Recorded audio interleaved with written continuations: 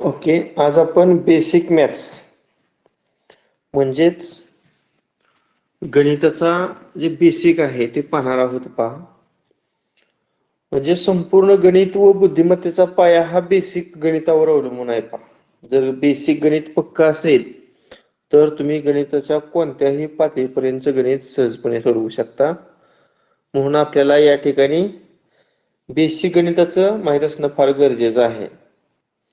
केवळ NAS किंवा शिष्यवृत्ती या परीक्षेसाठी अभ्यास आपण या ऑनलाईन तासाचा करत नाही, तर या तासाचा उपयोग तुम्हाला भविष्यात द्याव्या लागणाऱ्या अनेक प्रकारच्या ज्या स्पर्धा परीक्षा आहेत, राज्यसेवेची परीक्षा असेल, PSI, STI, staff selection, police भरती, तलाठी, अगदी कुठलं शिपाई, प्रत्येक प्रकारच्या स्पर्धा परीक्षेमध्ये तुम्हाला या बेसिक वर आधारित प्रश्न विचारले जाणार आहेत. त्यामुळे तुमचं बेसिक अगोदर आज आपण पाहणार आहोत.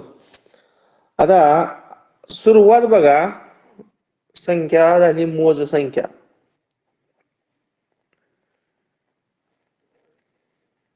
आणि त्या मोज संख्येलाच पुन्हा काय म्हटलं जावं लागलं सांगा? नैसर्गिक संख्या. नैसर्गिक संख्या.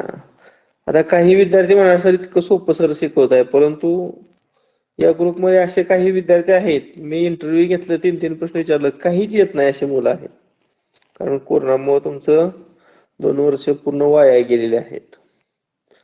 आता कोणत्या संख्यांना नैसर्गिक संख्या म्हणायचं? सर मी पहिला सांगू? प्रश्न.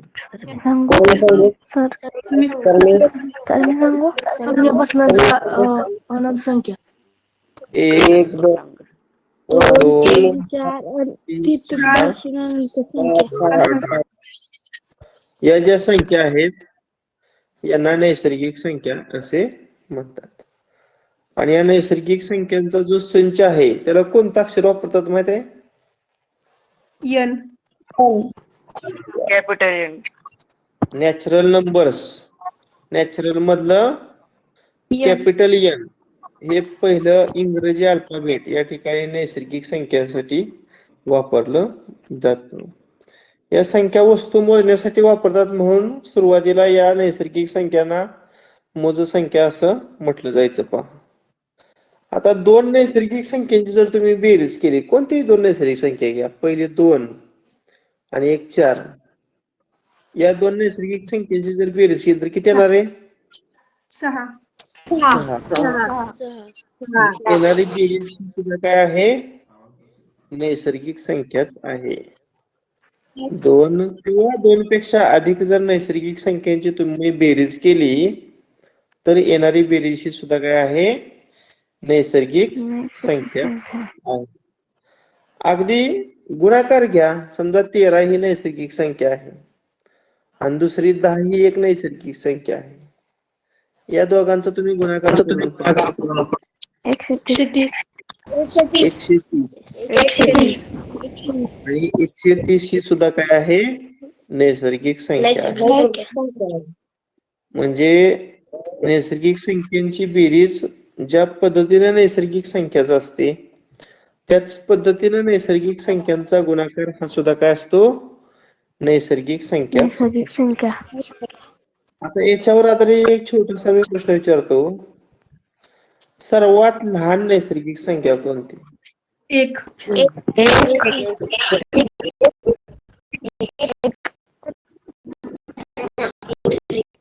सर्वात लहान नैसर्गिक संख्या कोणती आहे? 1. आणि याच्यामध्ये असा प्रश्न विचारला, सर्वात मोठी नैसर्गिक संख्या कोणती? सांगता येत नाही. याचं उत्तर आहे सांगता येत नाही. कारण नैसर्गिक संख्या अमर्यादित आहेत, नैसर्गिक संख्या अनंत आहेत. त्यामुळे सर्वात मोठी नैसर्गिक संख्या आपण सांगू शकतो. आता एखादी नैसर्गिक संख्या निगेटिव्ह असू शकते का रे? नाही सर. निगेटिव्ह नाही. एखादी नैसर्गिक संख्या ऋण असू शकते का? 1 नंतर 2, 2 नंतर 3, तीन नंतर चार अशा असंख्य आहेत. त्यामुळं कोणतीही नैसर्गिक संख्या ही ऋण नसते. सर्व नैसर्गिक संख्या या धन असतात. आता अजून एक प्रश्न, 1 आणि 2 दरम्यानची जी संख्या आहे ती नैसर्गिक संख्या असू शकते का? उदाहरणार्थ 1.3 असेल का नैसर्गिक संख्या? नाही. तुम्हाला 502 विचारलं, याचं जर दशमिष पूर्णांकात रूपांतर केलं तर 2.5 म्हणजे 2.5 हे 2 आणि 3 यांच्या दरम्यान येते. म्हणजे या ठिकाणी ही सुद्धा नैसर्गिक संख्या असू शकणार नाही. पुढचा प्रश्न असा आहे, 0 ही नैसर्गिक संख्या आहे का? नाही सर.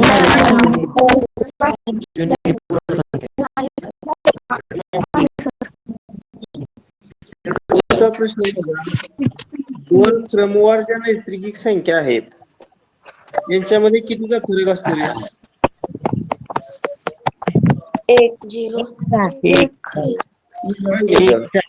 2 वजा 1 1. इथे बघा 4 वजा 3 1. म्हणजे नैसर्गिक संख्या 1 1 न काय होत जाते? वाढत जाते. हा, सर्वांना नैसर्गिक संख्या हा भाग समजला का?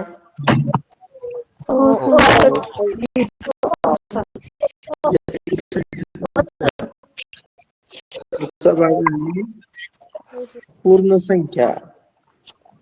शून्यापासूनच्या अनंत. शून्यापासून अनंतापर्यंत. 1 2 3 फक्त याच्यामध्ये एका संख्येची वाढ होते ते म्हणजे 0. 0 1 2 3 4 डॉट डॉट डॉट या सर्व संख्यांना काय म्हणतात? पूर्ण संख्या म्हणतात. पूर्ण संख्येला आपण इंग्रजीत काय म्हणतो? Whole number. त्यातील पहिलं जे अक्षर आहे ते डब्ल्यू हे पूर्ण संख्यांच्या संचयासाठी वापरलं जातं. मग याच्यामध्ये मगाच्या प्रमाणे प्रश्न आला, सर्वात लहान पूर्ण संख्या कोणती?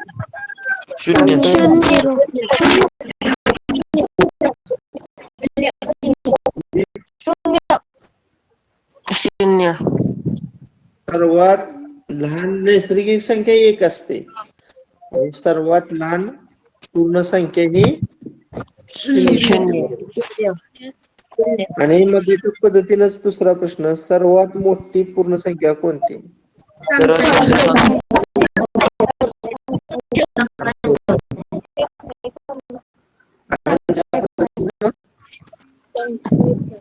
नैसर्गिक संख्या असंख्य असतात, त्याच पद्धतीनं पूर्ण संख्या सुद्धा असंख्य असतात.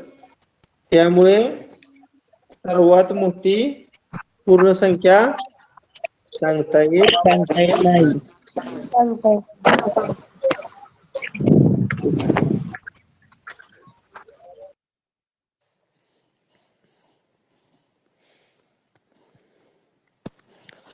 आता तिसरा जो आहे तो आहे पूर्णांक संख्या. आता पूर्णांक संख्यांना इंग्रजीमध्ये इंटिजर्स असं म्हणतात. INTEGERS इंटिजर्स असं म्हणतात. आता धनसंख्या मगाशी आपण सुरुवातीला पाहिल्या, नैसर्गिक संख्या पाहिल्या, त्यानंतर त्याच्यामध्ये ऋण संख्या पण आपण घेणार आहोत आणि 0 ही संख्या सुद्धा घेणार आहोत. या सर्व संख्यांना मिळून आपण पूर्णांक संख्या असं म्हणणार आहोत. म्हणजे कोणकोणत्या पहा, मगाशी पाहिलेल्या धन संख्या म्हणजे नैसर्गिक संख्या, त्यानंतर त्या धनसंख्या ज्या आहे बनलेल्या ऋण संख्या असतील त्याच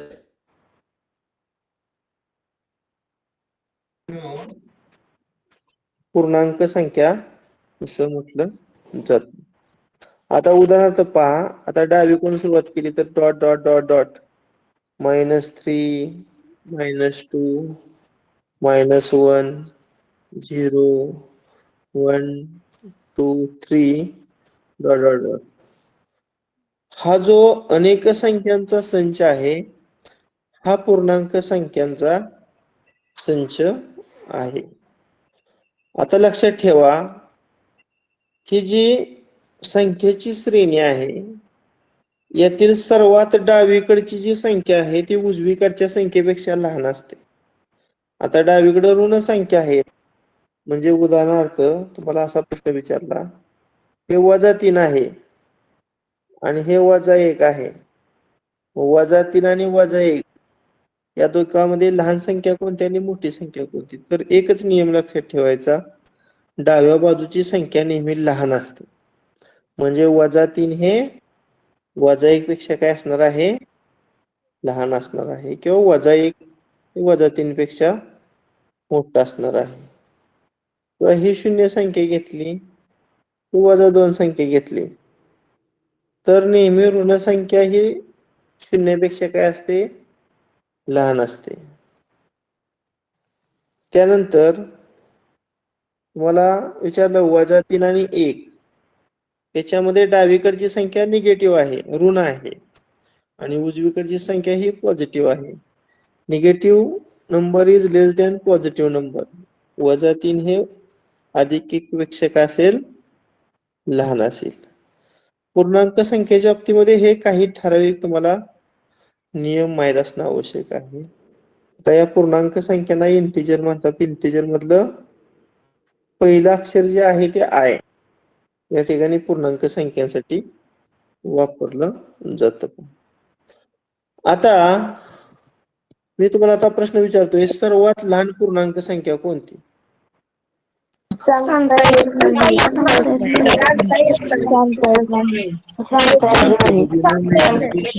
सांगता येत असंख्य नाही. आहेत, पूर्ण संख्या असंख्य आहेत, त्या पद्धतीनं पूर्णांक संख्या सुद्धा असंख्य आहेत.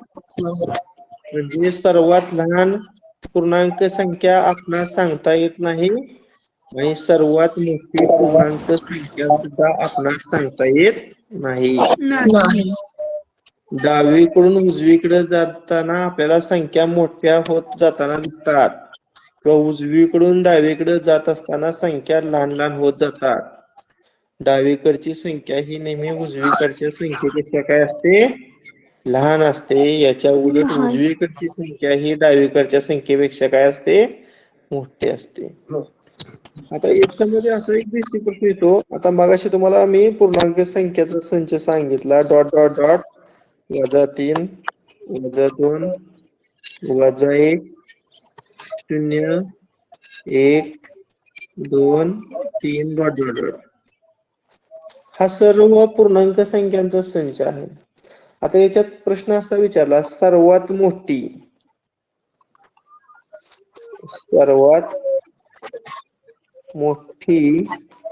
ऋण पूर्णांक संख्या -1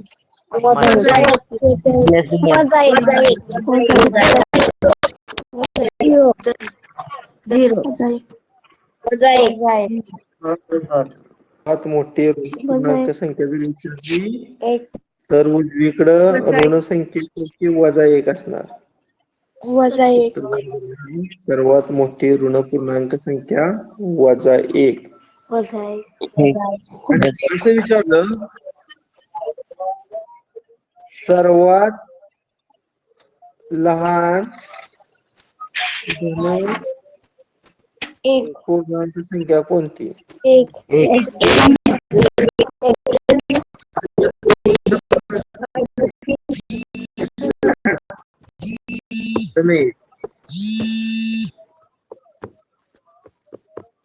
सर्वात लहान धनपूर्णांक संख्या कोणती असणार आहे? 1. आता याच्यामध्ये असा एक प्रश्न येतो, अशी एक संख्या आहे की जो धनपूर्णांक ही नाही आणि ऋण पूर्णांक ही नाही.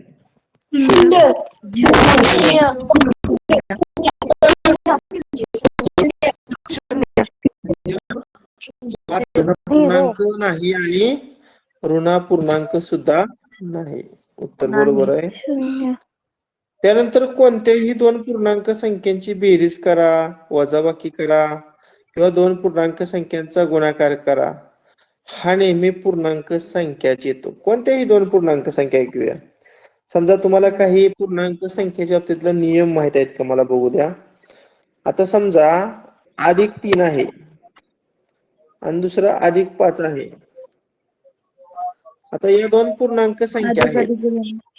आता या दोन पूर्णांक संख्यांची बेरीज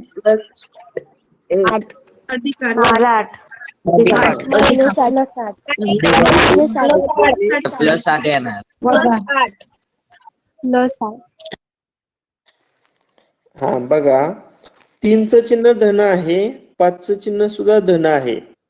म्हणजे दोन धन पूर्णांक संख्यांची बेरीज करताना बेरीज करून जे समान चिन्ह आहे ते द्यायचं. मात्र हे -3 ही पूर्णांक संख्या आहे आणि इकडे -5 ही पूर्णांक संख्या आहे. या दोघांची आपल्याला बेरीज करायची आहे. आता ज्या दोन संख्यांची बेरीज करायची आहे त्यांची चिन्ह समान आहेत आणि समान चिन्ह असणाऱ्या संख्यांची बेरीज करताना बेरीज करून समान चिन्ह द्यायचं. म्हणजे 3 आणि 5 ची बेरीज करायची. समान चिन्ह बघा, 3 ला आणि 5 ला कोणतं आहे तर वजा आहे, तर -8 असं होणार आहे. मात्र एखादं असं उदाहरण तुम्हाला आलं, 3चं चिन्ह धन आहे आणि 5चं चिन्ह ऋण आहे आणि यांची तुम्हाला बेरीज करायची. म्हणजे एक धन पूर्णांक संख्या आहे आणि एक ऋण पूर्णांक संख्या आहे. आता या दोन संख्यांची आपल्याला बेरीज करायची आहे. मग चिन्ह विरुद्ध आहेत ना. कंसामध्ये ज्या दोन पूर्णांक संख्या आहेत त्यात एकाचं पॉझिटिव्ह आणि एकाचं निगेटिव्ह, एक धन पूर्णांक आणि एक ऋण पूर्णांक, असं विरुद्ध चिन्ह असणाऱ्या संख्यांची बेरीज करताना या ठिकाणी वजाबाकी करायची. म्हणजे 5तून 3 गेल्यानंतर 2 आणि मोठ्या संख्येचं चिन्ह काय द्यायचं, वजा द्यायचं. किंवा इथं 3 ला वजा चिन्ह दिलं आणि 5 ला अधिक चिन्ह दिलं. इथं पण एक धन पूर्णांक एक ऋण पूर्णांक यांची बेरीज करायची. म्हणजे ज्या दोन संख्यांची बेरीज करायची आहे त्यांची चिन्ह विरुद्ध आहेत, अशा परिस्थितीमध्ये सुद्धा वजाबाकी करायची. मग 5तून 3 गेल्यानंतर 2 आणि मोठ्या संख्येचं चिन्ह कोणतं येणार, 10 येणार. अशा पद्धतीनं तुम्हाला पूर्णांक संख्येच्या बेरजेचं काही नियम माहित असणं आवश्यक आहे. आता याच्यावरच आधारित मी तुम्हाला एक साधा प्रश्न जर विचारला, समजा +17 अधिक -19, सांगा याचं उत्तर किती?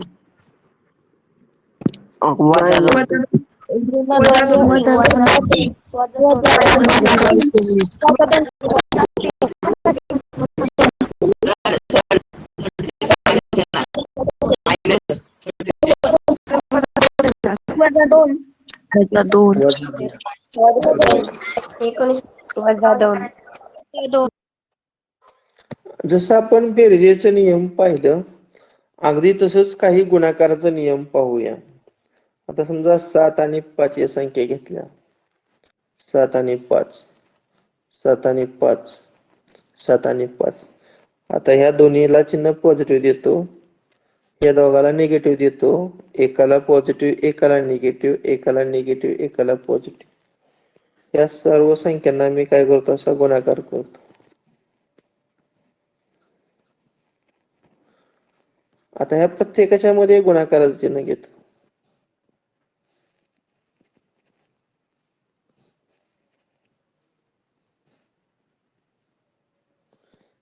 आता पहिला बघा, दोन्ही धनपूर्णांक संख्या आहेत. मग सरळ 7 आणि 5चा गुणाकार करायचा 35 आणि धनचा गुणाकार धनच राहतो.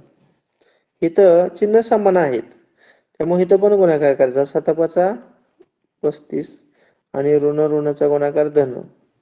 एकंदरीत दोन पूर्णांक संख्यांचा गुणाकार करताना लक्षात ठेवा, समान चिन्ह असणाऱ्या संख्यांचा गुणाकार हा धन असतो.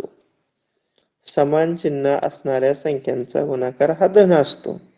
आता इथं 7चं धन आणि 5चं ऋण म्हणजे एक धन पूर्णांक आणि एक ऋण पूर्णांक.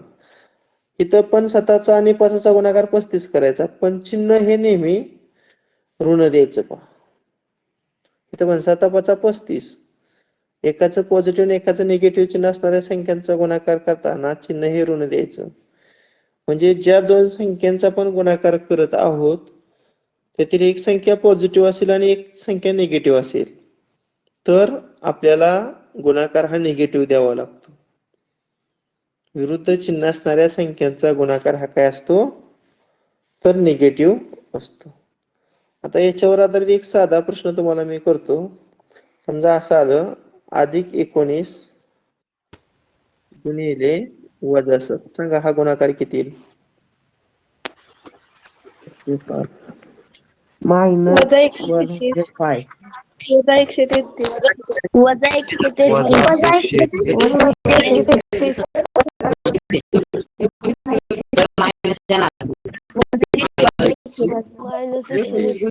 -133. मायनस वजा आणि 1 18. असं ठेवलं -18 गुणिले -8.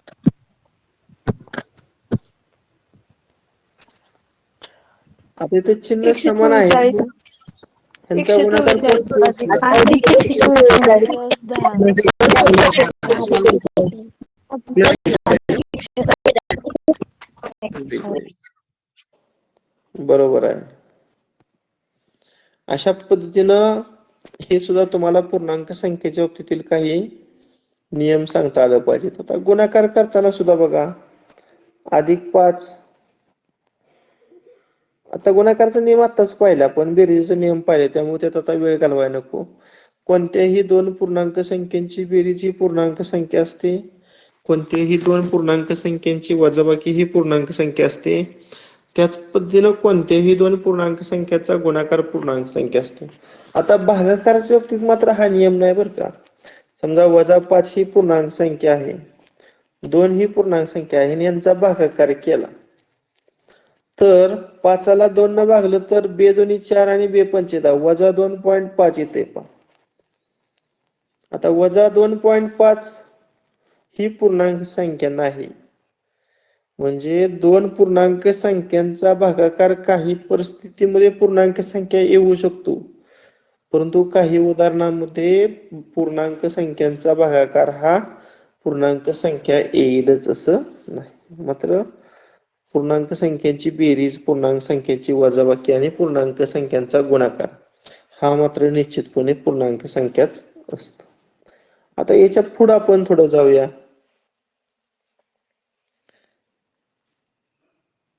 समसंख्या, त्यालाच इंग्रजीमध्ये आपण काय म्हणतो इव्हन नंबर्स म्हणतो, EVEN, इव्हन नंबर्स. आता साधारणतः बरं का 2 न निश्चित भाग जाणाऱ्या संख्या किंवा असं म्हणूया साधं, ज्या संख्येच्या एकक स्थानी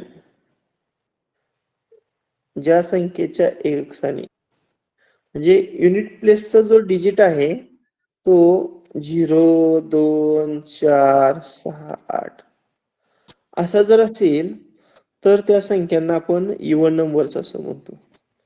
ज्या संख्येच्या एकक स्थानी 0, 2, 4, 6, 8 यापैकी एखादा अंक असतो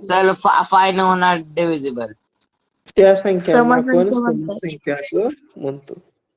मग मला सांगा एक उदाहरणार्थ 129 असेल का रे समसंख्या?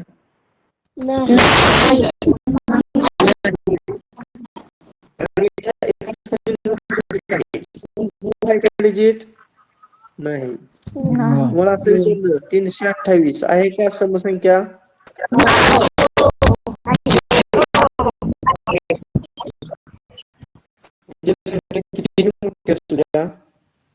त्यांच्या एकक स्थानचा अंक पहा, तो अंक जर 0, 2, 4, 6, 8 यापैकी असेल तर ती संख्या सम असते. दोन क्रमागत समसंख्येमध्ये कितीचा फरक असतो रे? 2चा.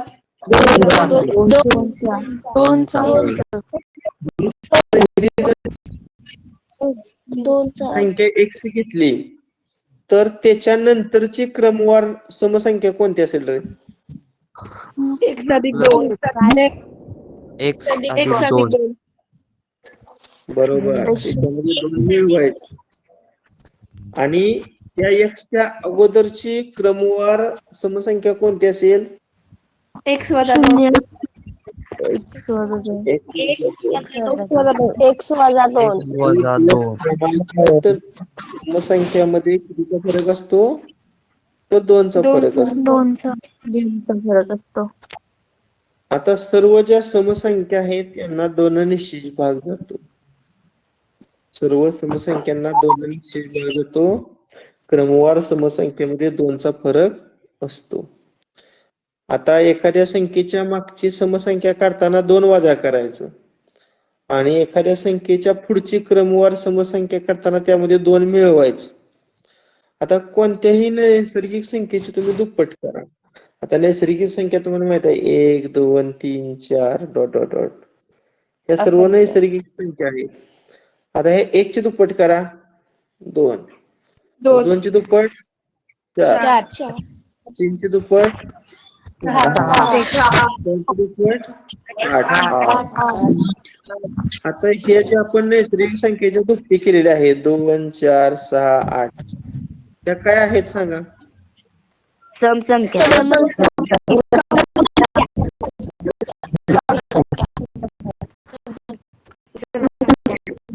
संख्या आहेत. कोणत्याही नैसर्गिक संख्येची जी दुप्पट आहे ती समसंख्या असते. आता 2 किंवा 2 पेक्षा जास्त समसंख्यांची बेरीज करा, गुणाकार करा,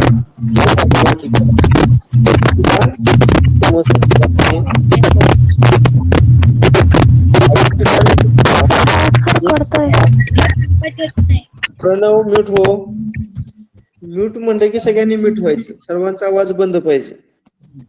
नाहीतर मला सर्वांना मगाच्या सारखं मग म्यूट करावं लागते. अजून कोणतरी अनम्यूट आहे? खाली बघा माईक आहे. त्या माईक वर आडवी रेष आली की तुम्ही म्यूट झाला. तुमचा आवाज कोणाला येणार नाही. श्रेया म्यूट हो. श्रेया कोण आहे? श्रेया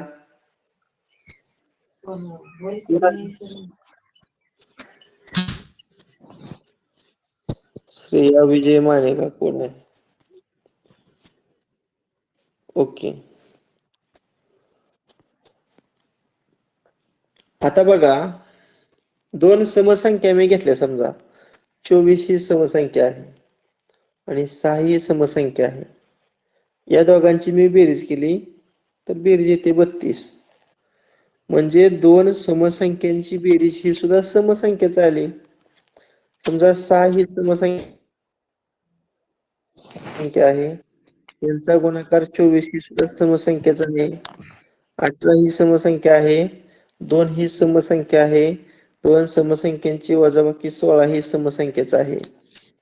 याच्यावरून काही नियम आपण किंवा गुणधर्म तयार करू शकतो. समसंख्या अधिक समसंख्या बरोबर समसंख्या, समसंख्या वजा समसंख्या बरोबर समसंख्या आणि समसंख्या गुणिले समसंख्या बरोबर समसंख्या. आता कोणत्याही समसंख्येत जर 1 मिळवलं, समजा 26 ही समसंख्या आहे, त्याच्यामध्ये 1 मिळवलं तर बेरीज येणार 27. आता ही सम आहे आणि त्याच्यात 1 मिळवलं की येणारी जी संख्या आहे ती सम आहे का? नाही, तर विषम संख्या आहे. म्हणजे कोणत्याही समसंख्येत जर 1 मिळवलं तर विषम संख्या मिळते. किंवा 28 ही समसंख्या आहे, त्यातून 1 वजा केलं तर वजाबाकी 27 येणार. म्हणजे कोणत्याही समसंख्येतून जर 1 ही संख्या वजा केली तर येणारं उत्तर हे सुद्धा काय मिळते? विषम संख्या मिळते. समसंख्या अधिक 1 विषम संख्या, समसंख्या वजा 1 विषम संख्या. आता त्यानंतर आपण पाहणार आहोत विषम संख्या. आता या विषम संख्यांनाच इंग्रजीमध्ये ODD ऑड नंबर असतात. Mummy papa south. आता आता ऑड नंबर मधलं पहिलं अक्षर ओ आपण वापरणार आहोत. आता याची व्याख्या अशी आहे पहा, ज्या संख्येच्या एकक स्थानी 1, 3, 5, 7, 9 हे अंक असतात किंवा यापैकी कोणताही एक अंक असतो, त्या संख्यांना आपण काय म्हणणार आहोत? विषम संख्या म्हणणार आहोत. आता उदाहरणार्थ मी समजा 13 ही विषम संख्या घेतली. आता विषम संख्येला जर 2 न भागलं तुम्ही, समजा 13 ही विषम संख्या, याला 2 न भागलं तर बेसक 12 आणि 13तून 12 जर वजा केलं तर 1. म्हणजे विषम संख्येला जर 2 न भागलं तर बाकी किती उरते पहा? 1 उरते. याच्या उलट समसंख्येला जर 2 न भागलं तर बाकी 0 उरते. विषम संख्येला जर 2 न भागलं तर बाकी किती उरते? 1 उरते. ज्या पद्धतीनं 2 क्रमवार समसंख्येत 2चा फरक असतो, त्याच पद्धतीनं 2 क्रमवार विषम संख्येमध्ये सुद्धा 2चा फरक असतो पहा. आता याचं काही गुणधर्म आहेत पहा. 2 विषम संख्यांची बेरीज करा किंवा 2 विषम संख्यांची वजाबाकी करा. समजा 13 ही एक विषम संख्या आहे, 11 ही एक विषम संख्या आहे. यांची बेरीज येते पहा 24. आता 13 ही कोणती संख्या आहे? विषम आहे. आणि 11 ही सुद्धा काय आहे? विषम संख्या आहे. आणि यांची येणारी बेरीज 24 ही काय आहे? समसंख्या आहे. म्हणजे 2 विषम संख्यांची बेरीज सम येते. मग या उलट मगाशी काय पाहिलं होतं? 2 समसंख्यांची बेरीज ही समसंख्याची येते, मात्र 2 विषम संख्यांची बेरीज विषम न येता सम येत असते.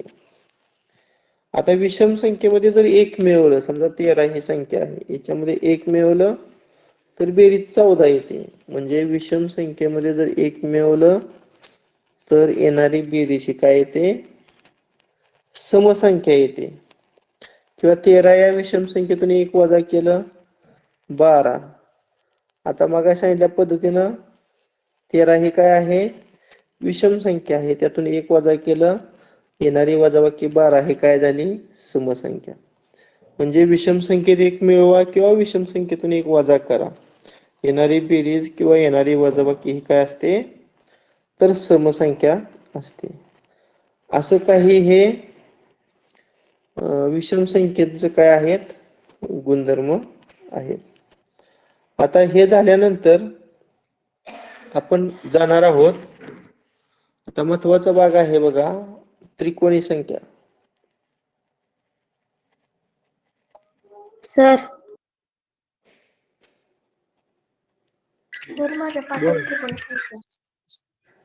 हा, असू द्या अहो सर सर्वांनी.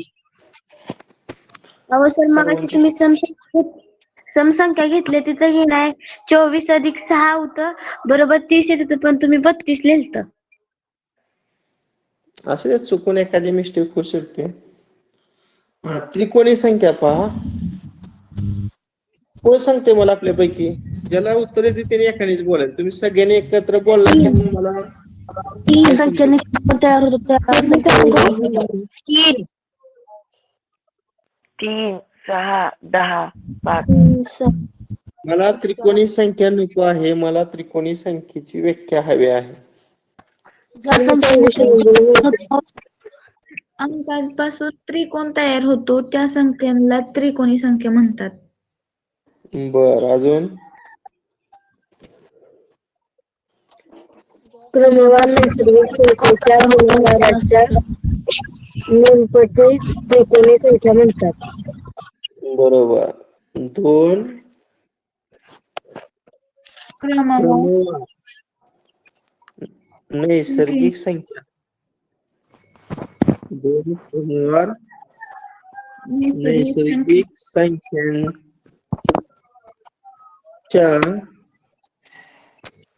गुणाकाराच्या निमपटीस गुणाकाराच्या निमपटीस निमपटीस काय म्हणतात?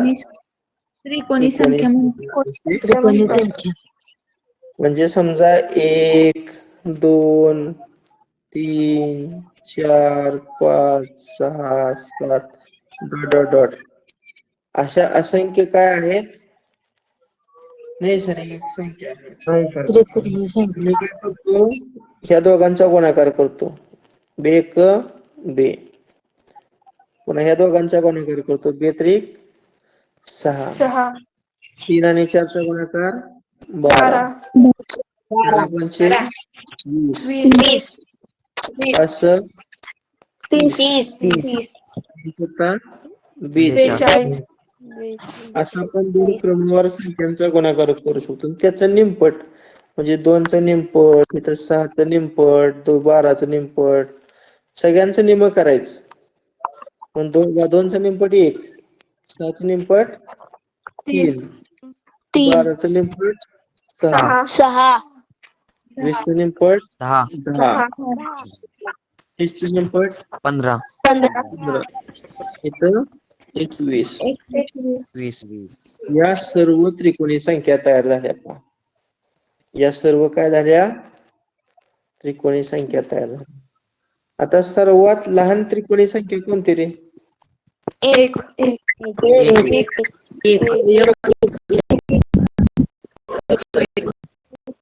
इथं 3चा फरक आहे, इथं 4चा फरक आहे, इथे कितीचा फरक आहे?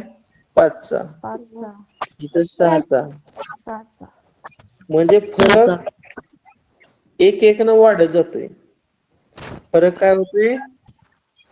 1 न वाढत जाते. वाढत जातोय. आता पुन्हा मला एकदा सांगा, पहिली त्रिकोणी संख्या 1, त्यानंतर की सांगितली 3, त्यानंतरची 6 आता 6 नंतर त्रिकोणी संख्या कोणती?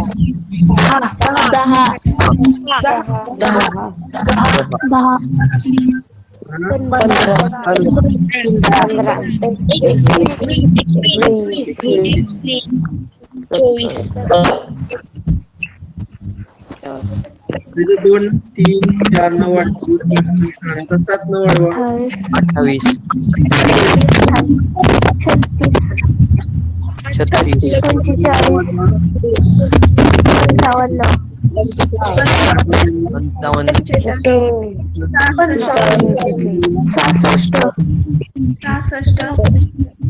12 न वाढवा. 91 अशा असंख्य त्रिकोणी संख्या आपण मांडू शकतो. अशा असंख्य त्रिकोणी संख्या आपण लिहू शकतो. आता कसं आहे, आवाज सर्वांनी म्यूट करा. आता सर्वांनी म्यूट करा. कोणाचा माईक चालू आहे बघा रे. तुम्ही सुद्धा खालच्या लाईनला बघू शकता. अजून कोणाचा तरी म्यूट आहे, अनम्यूट आहे, माईक चालू आहे. मी सोडून सर्वांचा म्यूट बंद, आवाज बंद पाहिजे. ओके. आता तुम्हाला 2 मी संख्या देतो पहा. एक दिली 15 आणि एक दिली 16. आता ह्या दोघांचा आपण गुणाकार करूया. 15 × 90 हा चला 9, 15 × 15 9 किती? 24. 240 हा 240. बरोबर. आता याची निमपट केली, किती आली? 120 याचा 120 किती आहे? त्रिकोणी संख्या आहे. त्रिकोणी संख्या कारण या दोन क्रमवार नैसर्गिक संख्या आहेत.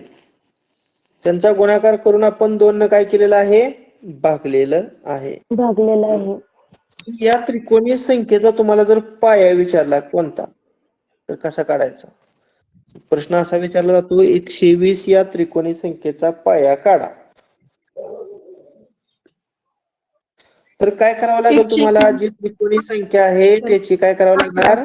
दुप्पट. मग याची दुप्पट 240 आणि 240 हा कोणत्या दोन क्रमवार नैसर्गिक संख्यांचा गुणाकार आहे हे शोधावं लागणार. 15 गुणिले 16. आणि त्यातील जी छोटी संख्या आहे 15 गुणिले तो झाला त्या त्रिकोणी संख्येचा पाया. पाया. बरं, अशाच प्रकारचा मी तुम्हाला एक प्रश्न विचारतो. हो, किती जणांना सांगता येते?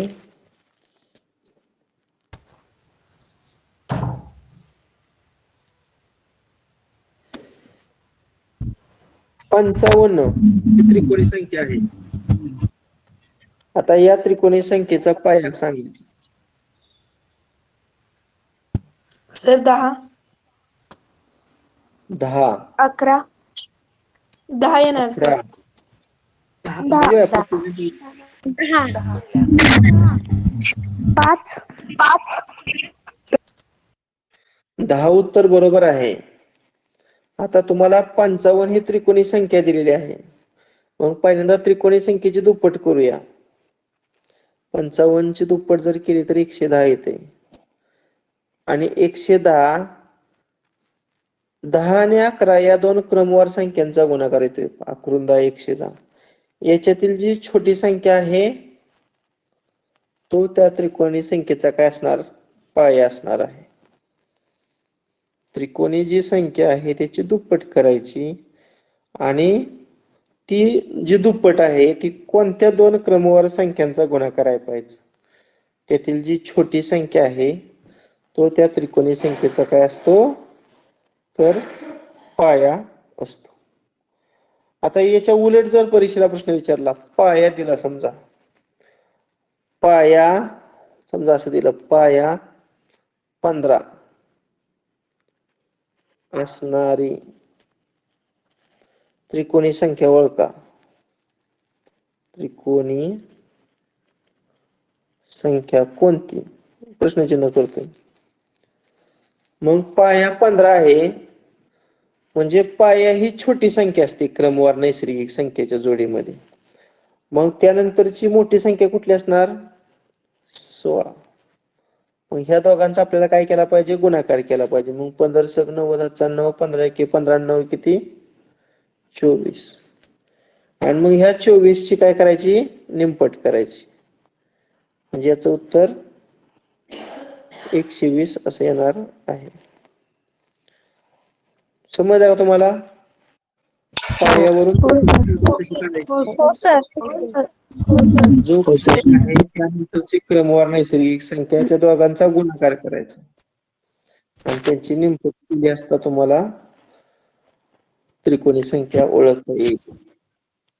परीक्षेला पायावरून त्रिकोणी संख्या ओळखा किंवा त्रिकोणी संख्येवरून त्याचा पाया ओळखा अशा प्रकारचा प्रश्न जातो. आता दुसरा एक प्रश्न असा विचारला जातो, सर्वात लहान त्रिकोणी संख्या कोणती?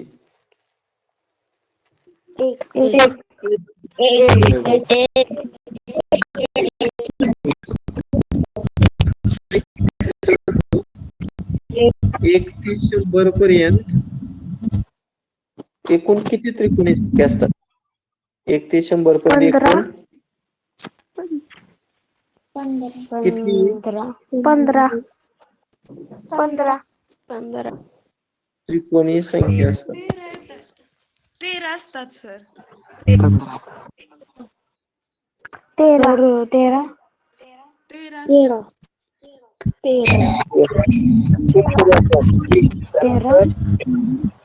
बोला. 6 10 येणार.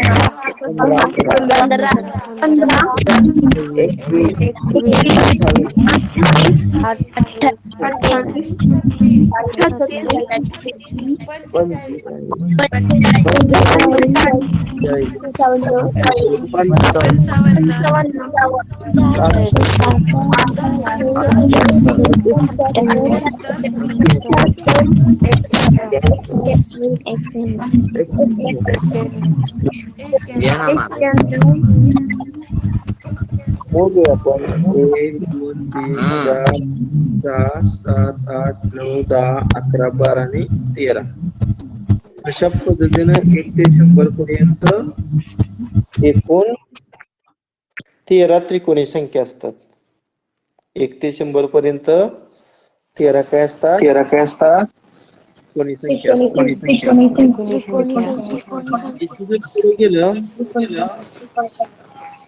तर चौरस संख्या.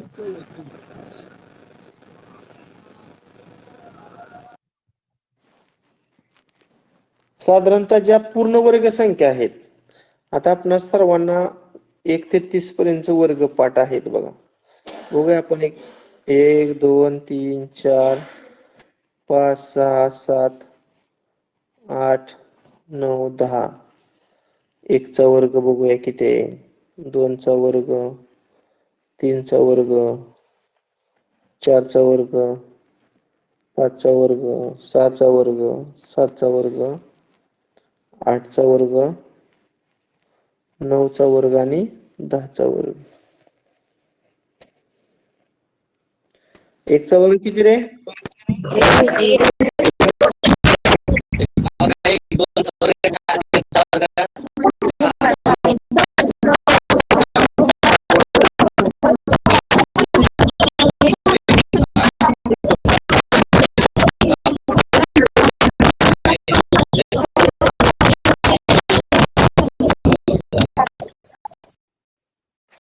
एखाद्या संख्येचा वर्ग म्हणजे त्या संख्येचा केलेला 2 वेळा गुणाकार.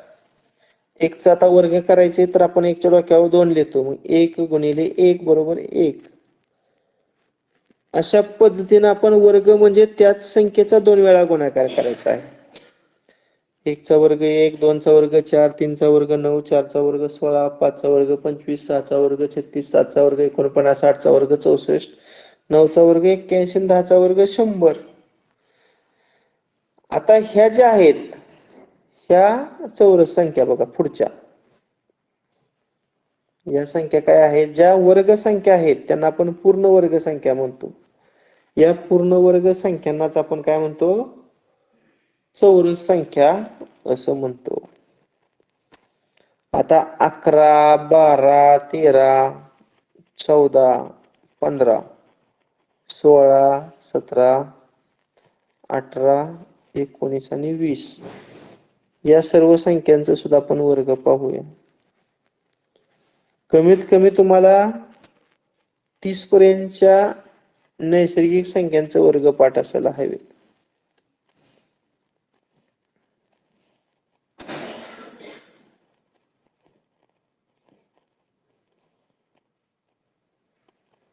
अकराचा वर्ग 121, 12चा वर्ग 144, 13चा वर्ग 169, 14चा वर्ग 196, 15चा वर्ग 225, 16चा वर्ग 256, 17चा वर्ग 289, 18चा वर्ग 324, 19चा वर्ग 361 आणि 20चा वर्ग 400. साधारणतः या ज्या पुढच्या पूर्ण वर्ग संख्या आहेत या सर्व संख्यांना आपण चौरस संख्या म्हणतो. मग ह्या सर्व चौरस संख्या आहेत बघा. आडवी रेष ओढतोय त्या संख्येच्या वरच्या संख्या. या ज्या पूर्ण वर्ग संख्या त्यांच्या एकक स्थानी साधारणतः कोणकोणता अंक असू शकतात?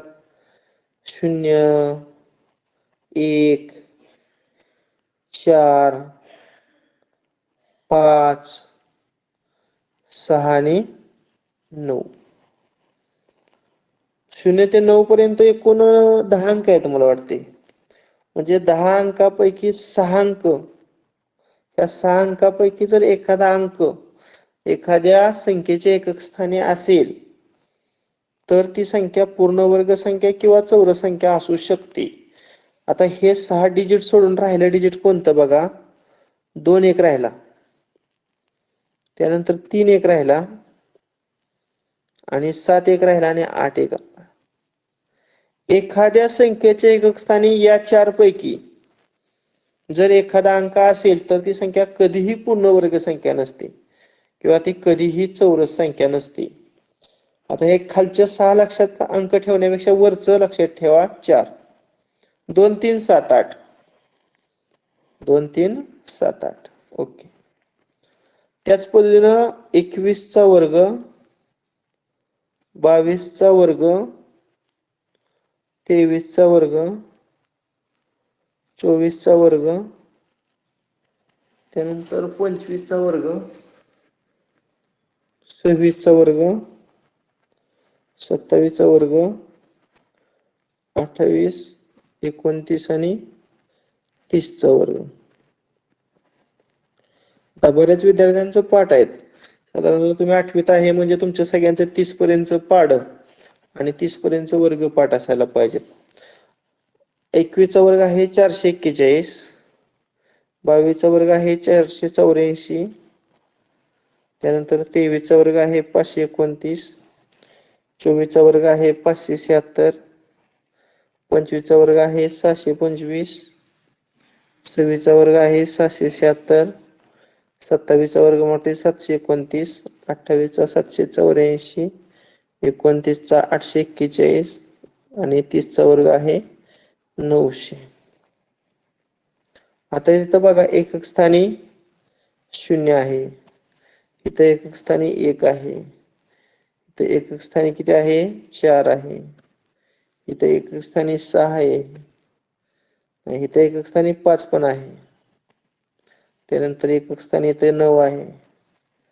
आता हे 6 जर सोडलं अंक राहिलं कुठलं मग 2 3 राहिलं आणि पुढे 7 8 राहिलं. म्हणजे दिलेल्या संख्येचे एकक स्थानी जर 2 3 7 8 यापैकी अंक असेल तर ती संख्या कधीही चौरस संख्या नसते किंवा ती संख्या कधीही पूर्ण वर्ग संख्या नसते. हा एक नियम या ठिकाणी आपण लक्षात ठेवणं अपेक्षित आहे. पहा चालेल, 6:24 झालेले आहेत. आपला नियम असा आहे आपण 50 मिनिटाचा तास घेतो, कधी थोडाफार मागे पुढं वेळ जाऊ शकतो.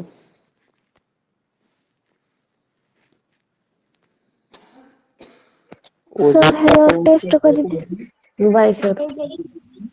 नैसर्गिक संख्या, पूर्ण संख्या, पूर्ण संख्या, समसंख्या, विषम संख्या आणि त्यानंतर त्रिकोणी संख्या आणि त्यानंतर चौरस संख्या पहिल्या राहिलेला भाग आपण उद्याच्या तासाला पाहूया. सर ह्याच्यावर टेस्ट कधी देणार आहे सोडवायला?